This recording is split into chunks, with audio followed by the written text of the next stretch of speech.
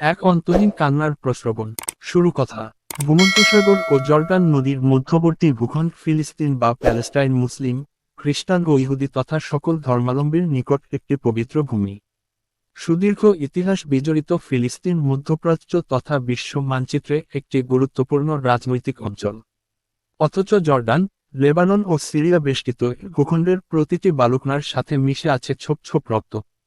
ক্রোশের যুদ্ধের স্মৃতিবিজড়িত এই ছোট্ট অঞ্চলটি আজ ইসরায়েল নামক এক আস্ত হায়নার কর্তলগত।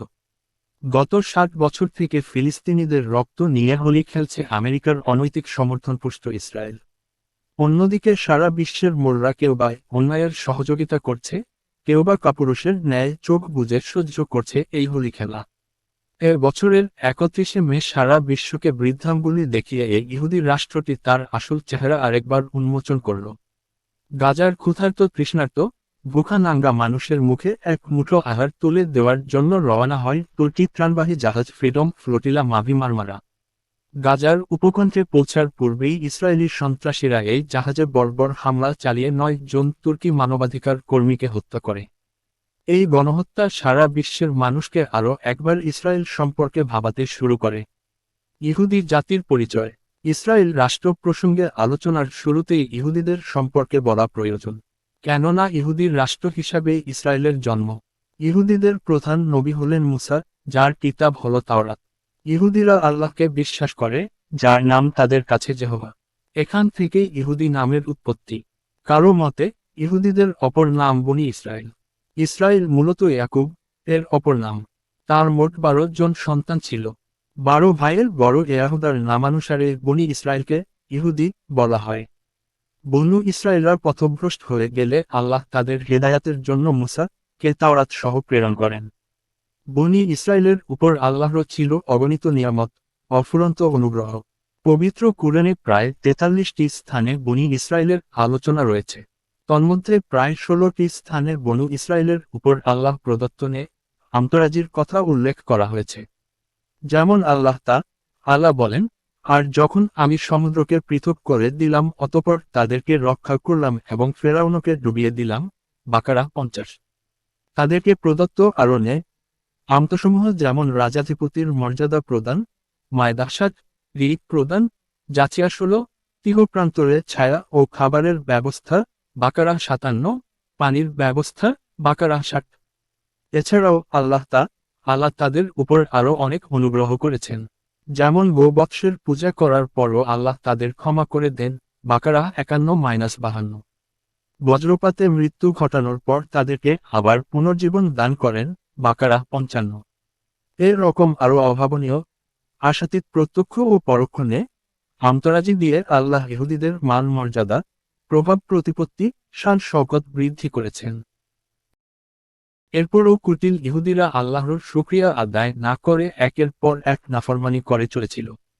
গোবৎসের পূজা, যুদ্ধ করতে অস্বীকার, আল্লাহকে প্রকাশ্যে দেখতে চাওয়ার মতো ধৃষ্টতা, মান্না ও সালওয়ার উপর আপত্তি, নবীদেরকে হত্যা, শনিবারের মাছ ধরার নিষেধাজ্ঞা লঙ্ঘন, বাকারা ৫১-৫২, মায়দা ২৪, ওই ৬১, নিসা ১৫৭, বাকারা ৬৫-৬৬ ইত্যাদি বহুক্ষেত্রে তারা আল্লাহর নাফরমানি করে।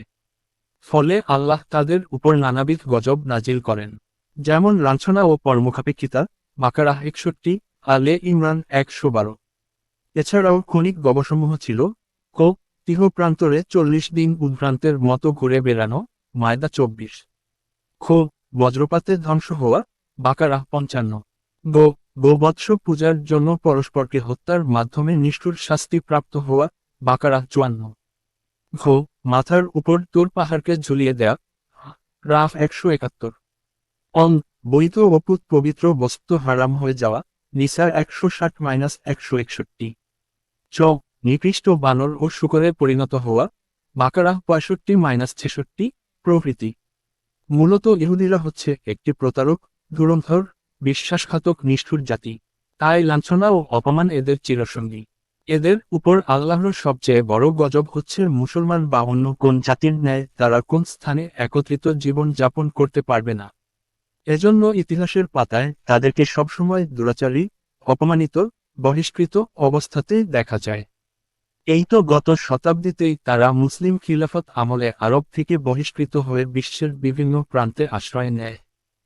আবার দ্বিতীয় বিশ্বযুদ্ধের সময় হিটলার কর্তৃক নিষ্ঠুরভাবে আক্রান্ত ও বিতাড়িত হয়। ফিলিস্তিনের ভৌগোলিক পরিচয়। পালেস্তিনের আরবি নাম যার অর্থ সুন্দর কিছু।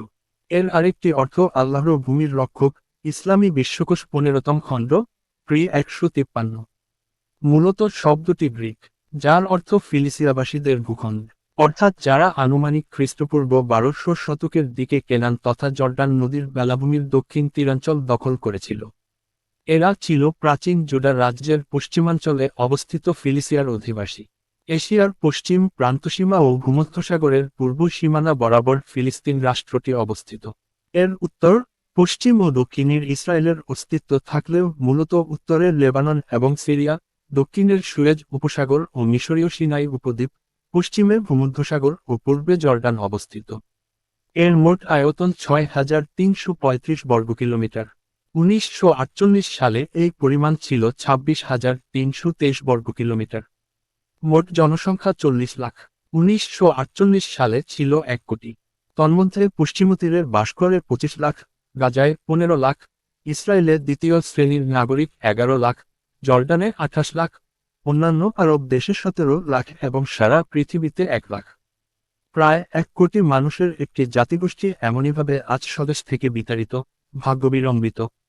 তাদেরকে পাশবিক শক্তি প্রতারণার মাধ্যমে অবস্থায় নিক্ষেপ করেছে। গাজা, আয়তন 360 বর্গ কিমি, দৈর্ঘ্য 41 কিমি, প্রস্থ 12 কিমি, প্রাচীর বেষ্টিত একটি কারাগারের মতো।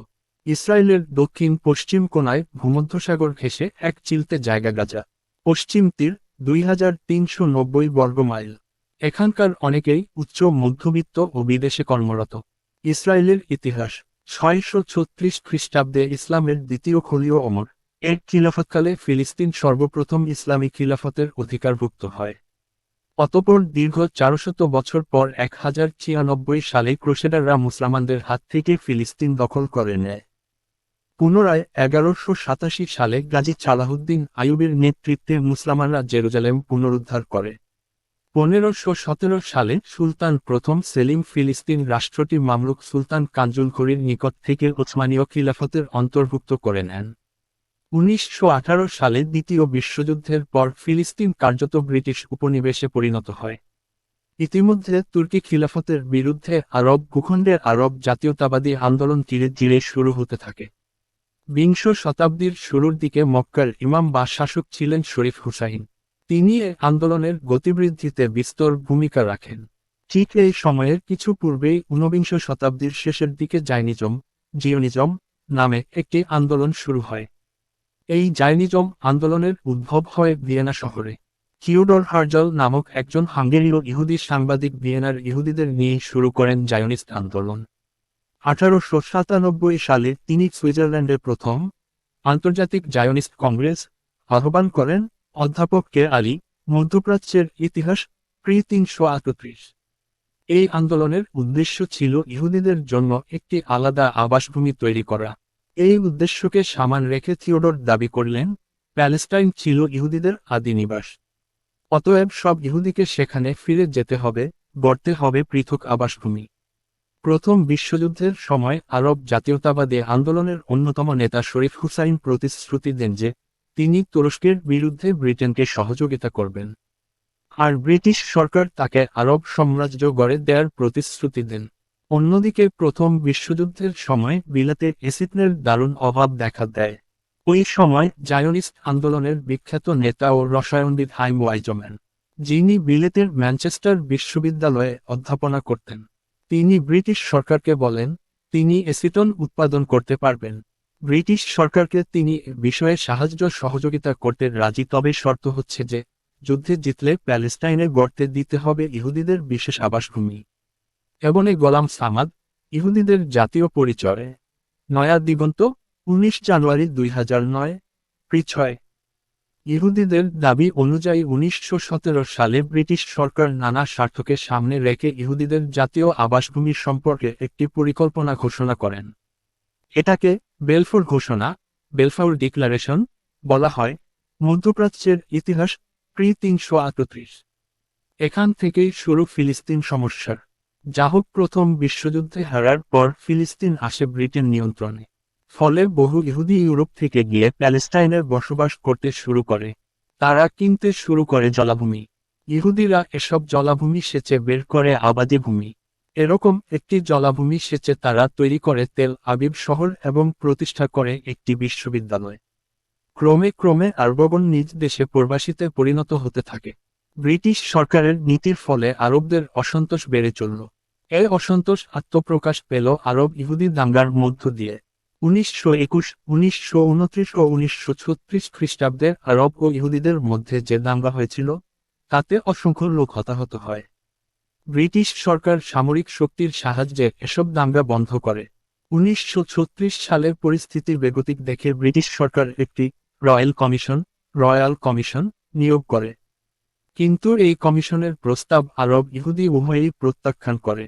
ফলে কোন সমাধান ছাড়াই আরব ইহুদি সংঘর্ষ বৃদ্ধি পেতে থাকে। দ্বিতীয় বিশ্বযুদ্ধের সময় ফিলিস্তিনের অবস্থার পরিবর্তন হল। আরব ও ইহুদিরা কিছু সময়ের জন্য সংগ্রাম হতে নিরত হয়ে মিত্রশক্তির খেদমতে আত্মনিয়োগ করল। এ সময় ইহুদিরা আমেরিকার সাথে যোগাযোগ স্থাপনের মাধ্যমে তাদের সাহায্য লাভ করে। আমেরিকারও মধ্যপ্রাচ্যে একটি শক্তিশালী ঘাঁটির প্রয়োজন ছিল। সে মনে করল ইহুদি ফিলিস্তিনি দ্বন্দ্ব তার সে প্রয়োজন মেটাতে পারে। সুতরাং সে ফিলিস্তিনে ইহুদিদের জাতীয় আবাসভূমি সৃষ্টির প্রতি অকুণ্ঠ সমর্থন জানাল। 1942 সালে হাইম ওয়াইজম্যান ও আরও কয়েকজন ইহুদি নেতা আমেরিকার সাথে এক বৈঠকে মিলিত হয় এবং সেখানে বিআইটিএমর প্রোগ্রাম নামে একটি প্রস্তাব পাশ করা হয়। এর প্রস্তাব অনুসারে ইহুদি সাধারণতন্ত্র হিসাবে ফিলিস্তিন প্রতিষ্ঠার দাবি করা হয়। এ সংবাদে সমগ্র আরব জাহান ক্ষেপে ওঠে এবং এর পরিপ্রেক্ষিতে 1945 সালে আরব লীগ গঠিত হয়। 1948 সালে আরব লীগের তীব্র বিরোধিতা সত্ত্বেও জাতিসংঘের সাধারণ পরিষদে পাশ হয় ফিলিস্তিনকে বিভক্ত করে ইসরায়েল নামে ইহুদি রাষ্ট্র প্রতিষ্ঠার প্রস্তাব। ইসরায়েল রাষ্ট্র প্রতিষ্ঠার পরের প্রেসিডেন্ট হন হাইম ওয়াইজম্যান। ওই জাতিসংঘের অবিচারে হতাশ হয়ে আরব বিশ্ব সশস্ত্র পথ বেছে নিতে বাধ্য হয়। আরব লীগের সমস্ত সদস্য অস্ত্রশক্তি প্রয়োগের সিদ্ধান্ত গ্রহণ করল। ফলশ্রুতিতে 1948 সালে ইহুদি ও আরবদের মধ্যে তুমুল যুদ্ধ বাধে। আরবগণ যখন নিশ্চিত বিজয়ের পথে তখন জাতিসংঘ 4 সপ্তাহের জন্য যুদ্ধবিরতি করতে বলে। এই সুযোগে ইসরায়েল আমেরিকা থেকে অস্ত্রশস্ত্র আমদানি করে।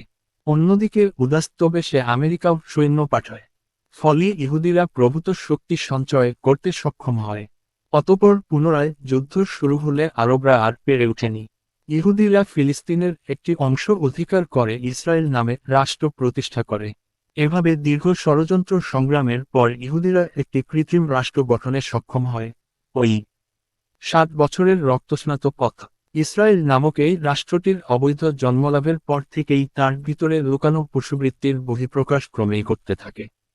1948 থেকে 2010 পর্যন্ত দীর্ঘ 61 বছরে ইসরায়েল যে বর্বরতা ও পাশবিকতা দেখিয়েছে তা মানুষ কোনদিন কল্পনাও করেনি।